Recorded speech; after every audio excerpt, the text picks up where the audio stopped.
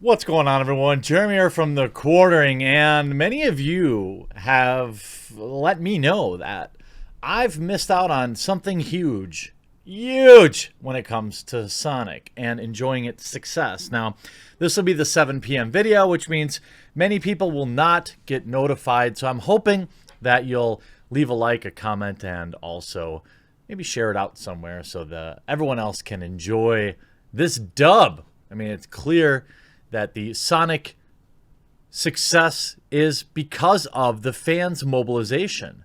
But before I get into the news, I decided that I would provide a special treat to all of you. A super special treat.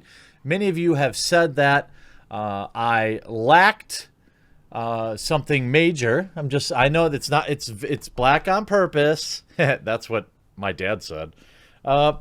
It's just, I want to, reveal just a little something for you all because, I feel like it's definitely been a missed opportunity. So it's time to bring out the Sonic hat. If we're going to cover Sonic news, then we should cover it in the Sonic hat. Now, Sonic 2, the follow-up, is a very real possibility after, well, what can only be described as a runaway hit.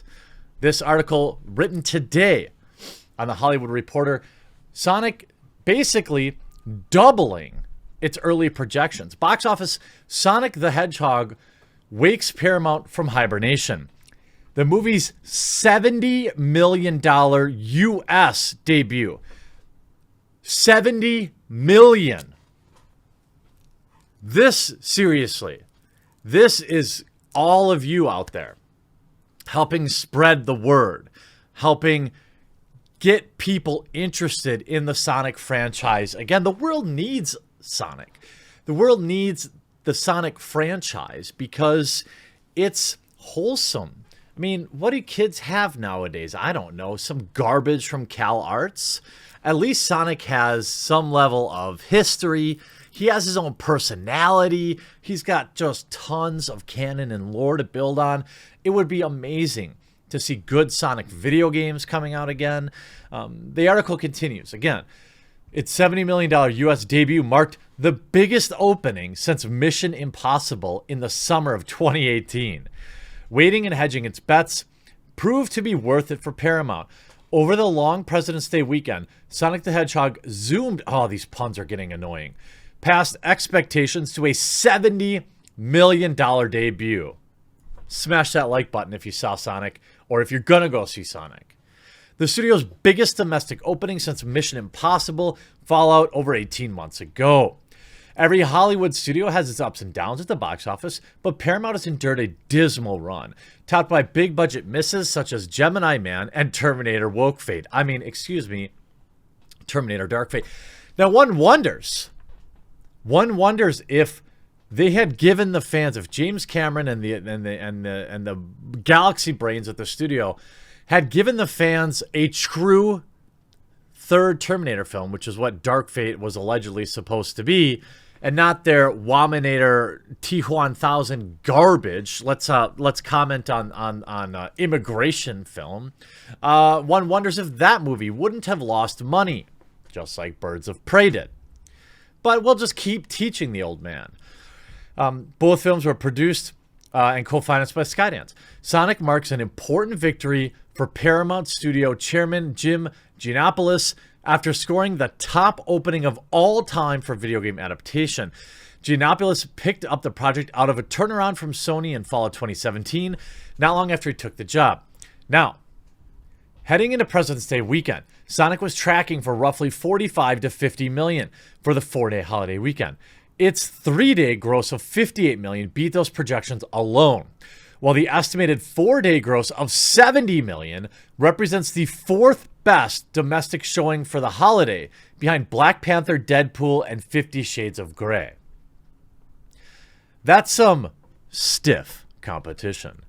Based on Sonic the Hedgehog's opening numbers, analysts believe the movie has a shot at grossing 200 million domestic. That's just domestic. This movie is a runaway financial hit, and in no small part due to the controversy and all of the Sonic fans out there mobilizing and backing up the criticism. Seriously. That's to all of you who put your money where your mouth was and you went and saw Sonic, or you're going to see it this week, and maybe you're going to see it for the second or even third time. This is the message that fandoms need to send to studios. We need to not give them money for trash, woke trash movies, and we need to go out and need to see and re-see the good ones, because where we spend our money will dictate where they spend theirs. Now, they're going to come along kicking and screaming. They're going to continue to put out trash movies and whine when they lose money. But the more studios we support listening to fans, I'm telling you, fandoms right now have more power than ever before. And while woke media keeps saying that it's entitlement, you dang right it is. We're entitled to you respecting the franchises that we've poured our hard-earned cash into. The article continues. Paramount's top-grossing film domestically last year was Rocketman with $96 million. That's double that. Otherwise, Sonic has already outgrossed every other release last year in North America, including Temple's Terminator Dark Fate, $62 million, Waka Waka, and Gemini Man. I don't really know why that failed. I guess, I saw the preview and I just wasn't that interested in it. And maybe the world's just sick of Will Smith, but then again, Bad Boys did awesome. Neither of these two latter films were able to make up any ground overseas. Sonic is off to a strong start internationally, where it debuted to $43 million from its first 40 markets for an early global total of $113 million. The $87 million film, which received an A cinema score, but only mediocre reviews, sees Sonic voiced by Ben Schwartz, team of small-town sheriff James Marsden to battle the evil Dr. Robotnik. Quote, nostalgia played a bigger factor than expected, moving this from a traditional family film to teen and hipster quadrants. Well, duh! It's Sonic. It's got 20 years of history. What do you mean you're surprised that we showed up for the film? While they're very different films, Sonic did steal some of the younger audience from Warner Brothers at DC's Birds of Prey, which earned $20 million from over President's Day weekend for an anemic 11-day total of $62 million. Paramount's rebound should continue in earnest with the release of A Quiet Place Part 2, which I am interested in. I thought A Quiet Place was... the thing about A Quiet Place is that it was really unique. And I mean, maybe more film buffs out there will say like, oh, it was just like another movie or this other movie. Maybe, but it felt like something I hadn't seen before in my life, and I was really enjoying it. And I'm hoping that the second one kind of gets there too. What they're talking about too is, how Sonic was saved by the relentless meme mockery. It's almost impossible to engineer a meme into success. Well, what do you mean? We got one elected. Are you kidding me? Trump memed his way into office. The whims of the online masses are difficult to predict, but the best meme templates tend to blend colossal failure with earnest intentions, like Tommy Wiseau's The Room distilled into a single image. Think ridiculously exaggerated facial expressions of the distracted boyfriend meme. Blah, blah, blah, blah, blah. So we ended up with all sorts of crazy Sonic memes that led to them, essentially forced them to redesign it, which is good. And you know what? This is the thing. This is where we're different from a lot of what media says we are. If you look at a lot of the people who are whining about this or that, movies need to do this, movies need to do that. Well, when they listen to these people, you get Birds of Prey. When you listen to these people, you get Wominator Dark Fate. When you listen to these people, you get a Charlie's Angels movie that nobody wanted. The list goes on and on and on. Dark Phoenix actually was a colossal failure too. There's just Ghostbusters 2016. We need an all-female Ghostbusters. Okay, here you go. Lose your money. Hope it was worth it. And then you can blame men when it fails. This movie is more important than maybe a lot of people realize, in that it establishes a serious precedent where fandoms, the fandoms that many media likes to disparage, in particular the Star Wars fandom or fans of Sonic, we show up. We show up for our movies when you do a good job. And this will hopefully resonate. If you look at Vanity Fair, they just ran this article today. Sonic and Birds of Prey prove audiences have never been more powerful. There was a time not long ago where Sonic the Hedgehog seemed doomed to fail. the film's first trailer, released last April, was roundly mocked for its creepy rendering of the character. Why did he have to have such big humanoid teeth? It's hard to remember another film preview that caused this much of a stir, at least until first peek at Cats introduces all to the horrors of digital fur technology a few months later. But unlike Cats, director Tom Hooper, Sonic's creators decided to listen to their critics. Paramount postponed and re-edited the movie. There's a perfect example for you. Cats was an absolute failure, an embarrassment for Hollywood, due to the internet backlash, pushing it from its original November 8th release to February 20th, and incredibly enough, the gambit paid off. Why wouldn't you call that the gamble? The gambit? That doesn't seem like the correct use. Well, I don't know. I'm not a professional writer. Sonic was the #1 movie worldwide box office this weekend, and I hope we make it. Seriously, my friends, I really hope we do it next week too. If we make it the #1 movie 2 weeks in a row, think of the salt. Grossing a whopping $113 million, $70 million of which came from domestic audiences. It's a major turnaround for the film that was initially poised to be one of the most embarrassing releases of the year.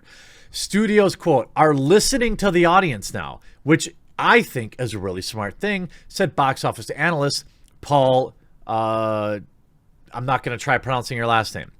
They're also getting what amounts to free market research, thanks to Twitter, Facebook, and Instagram, and other social channels. Networks that allow audiences to make their voices heard more clearly than ever, social networks do, enabling traditionally slow-moving industry to respond to concerns much sooner. Of course, sometimes those responses can be too little, too late. Birds of Prey, the Squad spin-off starring Margot Robbie, Harley Quinn, opened February 7th, earning $33 million domestically, a number that's either disappointing or perfectly fine, depending on who's interpreting it. Well, I don't think anybody in Hollywood's perfectly fine losing money. Regardless, both camps might agree on one thing: the film probably might have made more money if Harley Quinn had been in the title. No, I don't know. I mean, they started changing the name, and I guess I haven't seen the data to suggest, the second weekend for Harley Quinn wasn't really much better than the first. Hooper tried to similar retcon trick when Cats finally opened this summer. After months of merciless internet roasting, the jeers grew louder and louder when Eagle Eye fans realized that one scene of the finished film had not transformed Judi Dench's human hand into a cat paw. Universal resorted to digitally altering and re-releasing the film with, quote, improved visual effects, typically unheard of for a completed film. I think we're going to see more and more of that, by the way. Now, evidently, Warner Brothers agreed. The studio reportedly attempted to retcon this, quote, SEO issue with the week after the movie opened, encouraging a major theater chains, AMC and Regal, to tweak the film's online name to read Harley Quinn, Birds of Prey, a very unusual move for big release after already arrived in theaters. Though when reached for comment, Warner Brothers told Vanity Fair that the film's title is still officially Birds of Prey. Sonic's decision to reinvent itself looks like a clear win.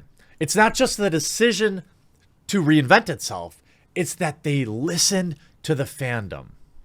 Though director Jeff Fowler initially responded to the film's rabid Twitter critics head on, the message is loud and clear. If you aren't happy with the design and we want to change, it's going to happen, he wrote last May. And he and his VFX team, a video graphics team or video effects team, have stayed largely quiet about the months that they spent slogging through edits since the disastrous film's first trailer. And here's the thing. What I'm told is that cost $1 million. $1 million incredibly well spent, as Sonic is going to soar, hopefully past $200 million in just domestically to $300, $400, or even $500 million globally, which would be an epic win for fandoms. Congratulations to the Sonic fandom, and thank you all for showing up and continuing to show up to see and support Sonic, and we'll talk to you again real soon.